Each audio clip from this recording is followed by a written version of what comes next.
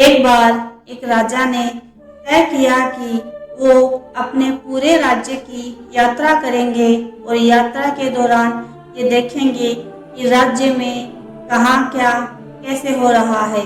जैसा कि राजा ने तय किया था, राजा पूरे राज्य की यात्रा करने के लिए रथ यात्रा पर निकले। राजा का रथ जिस जगह से निकलता, सभी लोग राजा को देखने के लिए आते, राजा को देखने के लिए भीड़ इकट्ठा हो जाती। एक दिन ऐसे ही राजा का रथ एक गांव से निकला। जैसे ही गांव के लोगों को पता चला कि राजा आए हैं, तो सभी लोग राजा को देखने के लिए निकल पड़े और चारों ओर राजा के इकट्ठा हो गए। लेकिन एक बूढ़ा आदमी था जो अपना काम कर रहा था, वो अपने काम में ही लगा रहा। राजा ने जब ये नज़ारा देखा तो राजा उस बूढ़े आदमी के पास गए और कहा कि मैं जहाँ जाता हूँ सभी लोग मेरे पास आते हैं, मेरी प्रशंसा करते हैं।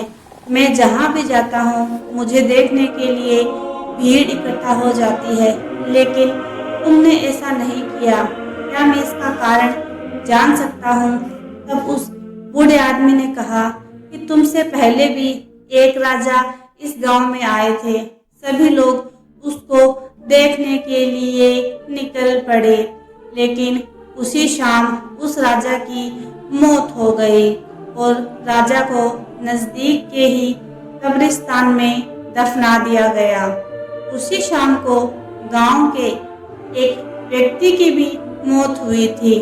उस व्यक्ति को भी राजा के नज़दीक ही कब्र में दफना दिया गया।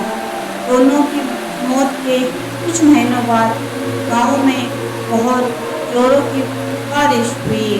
बारिश इतनी तेज थी कि दोनों की कब्रें खुल गई और दोनों की हड्डियां एक दूसरे से मिल गई।